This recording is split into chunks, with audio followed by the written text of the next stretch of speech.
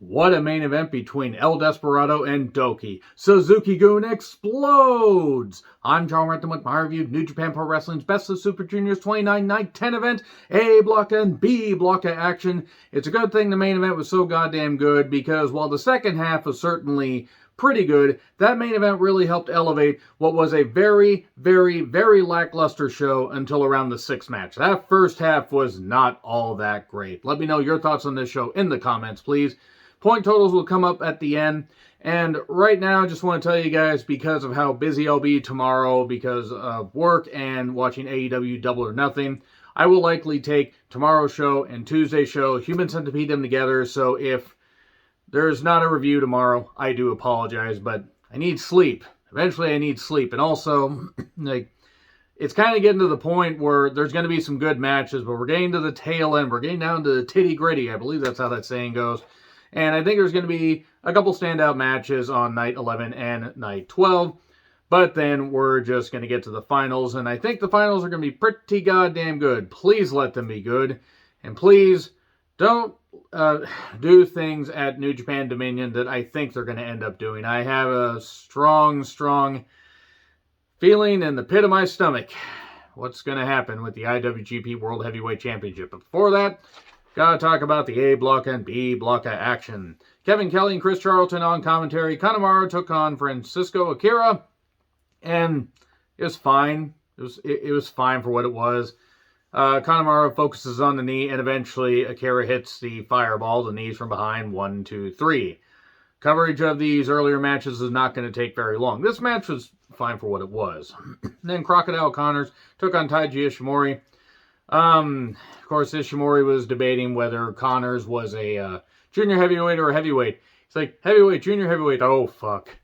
And Connors didn't get a lot of, he got some offense in, but Ishimori kind of dominated him. He beat the shit out of his shoulder, a few post spots, and even though Connors tried to power back up and, hit a nice power slam and really tried to get the victory, nope, bone lock, and Ishimori would not let go, kept seizing his bone, and got the victory, seizing Clark Connors. Tremendous bone, getting the victory right there. Don't even know what I'm on about, but yeah, Ishimori gets the victory.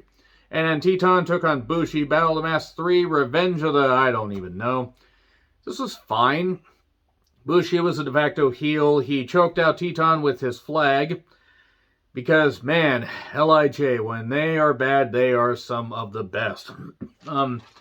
So Teton, his mask got loosened, but he dived anyway, and Bushi kept targeting the knee. We got a good back and forth, and Teton eventually got the victory with a double stomp. Okay. And then Yo took on Taguchi. Standard fare with some comedy, and Taguchi pulled down his tights and covered Yo 1, 2, 3. Kind of getting a little bit sick of this Taguchi stuff. I get it, but it's really gotten old now. I know that he can't work like he used to. Who can? Regardless of how, great a shape you're in, working, New Japan, even with the tours and everything, the body eventually does have so many bumps in them. But, I don't know, this comedy, it's kind of worn out its welcome by this point. So Show then takes on Ace Austin, a match that was about 90,000% outside the ring. Even at one point, Show was teasing that he was going to bust up the trophy unless Ace Austin put down the chair. The chair that Show was trying to use. Then Show tried to get the chair. And then eventually we get a ref bump, and then we get a second ref, and he gets the Sneck bite. No, step on Sneck. And Show gets the victory. So Ace Austin loses in a match that wasn't very good. And I know they're trying to make Show a heel, but here's the problem. It's the same repetitive stuff. They just make the referees seem ineffective. If the show didn't get better after this would have been the worst edition of the tour so far. Like, worst episode, night of the tour so far. Then we got the Wheeler Yuta versus Master Wato. I wrote down, seriously, nothing against either guy. Wheeler Yuta is a good worker. Wato is a good worker. It's pretty bad when Wheeler Yuta has more personality than his opponent. And he's just kind of there. They did a good job with him in AEW, being part of the Blackpool Combat Club. Wato is he's just bland. Eventually, he misses the spiral tap, and then we get the heavy blows. And then seatbelt clutch. Wheeler Yuta gets the victory. And then ELP took on TJP. So many P's going on here. Who will out-heel who? ELP was hobbled after that tremendous fucking match against Robbie Eagles, which was so fucking good. All my favorite matches of the year list. Yes, despite the criticisms I have of ELP's repetitive antics, and I feel they're justified because he is a tremendous worker, but the antics get a little bit annoying. It's hard to ignore just how great he is. And he is really, really good. TJP is sound in the ring. He's just a fucking moron. So anyway, we do get the rope spot. TJP just kept coming at him, lull. But sudden CR2, 1, 2, 3. Thank fuck ELP got the victory. TJP's kind of on the bubble. In fact, pretty much if you're at 6 points, well, if you're below 6 points, you're fucked. If you're at 6 points, you're still on the bubble because there's only 2 more nights. So if anybody has gotten a victory over you and they're at 10 points, you're out. So then El Lindaman took on Robbie Eagles. So many E's in this match. Good fast pace and both guys can work. There was a nice knee focus by Eagles to set up for the Ron Miller special. Lindaman with some good power moves. A very, very nice German at one point. The outside DDT was a very nice move by Eagles. Lindaman got a few nice near falls, but the Ron Miller special, oh no! Lindaman had no choice, he had to tap out. And then Hiromu took on Alex Zane. Crisscross cat sauce, which sounds really, really weird. Crisscross, jump. Well, actually, only Chris or Cross can jump now. That was mean.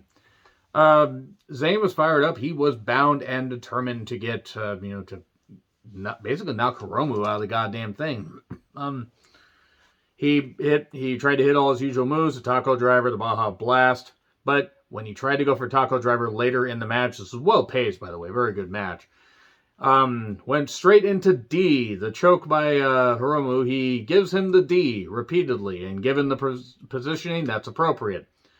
And Alex Zane had to tap out, because even though he tried to get away from Hiromu's D, Hiromu kept pounding him with his D, and eventually the tap out just had to happen. When a small man pounds you with his D repeatedly, you're going to stay down. Don't ask me how I know that. I will be taking no further questions. And that's it. Hiromu gets a victory. Stays in the running. Barely.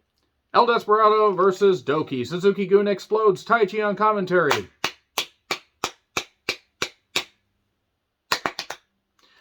I'm going to go over a few moves with this match, but if you don't see any other match on this show, if you're pressed for time, or, if you took a bunch of your watches and decided to make it into a belt because it's a complete waste of time, at least check out this match.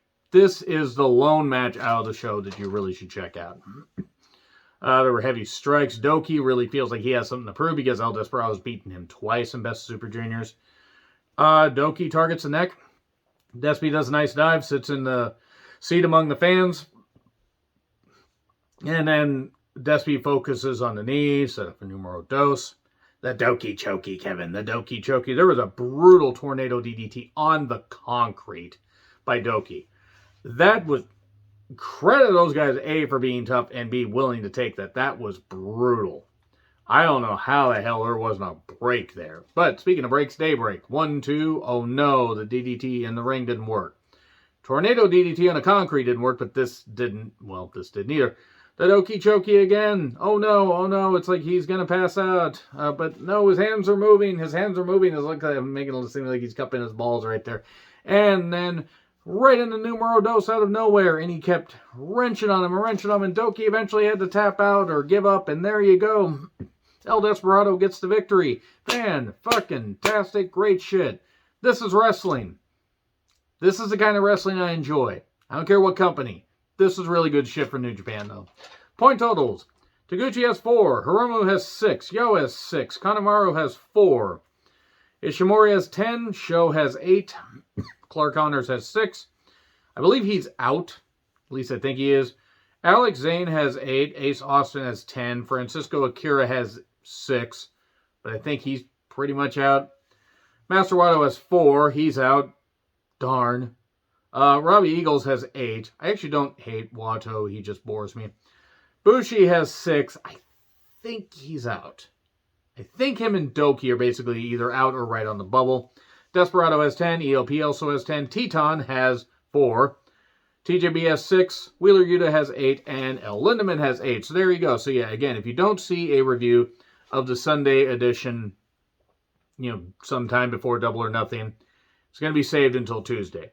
Sorry, time constraints and work. And also just needing sleep. So, agree, disagree what I said, like, share, subscribe, Twitter handle in the description. I'm John Retlin. I'll see you soon.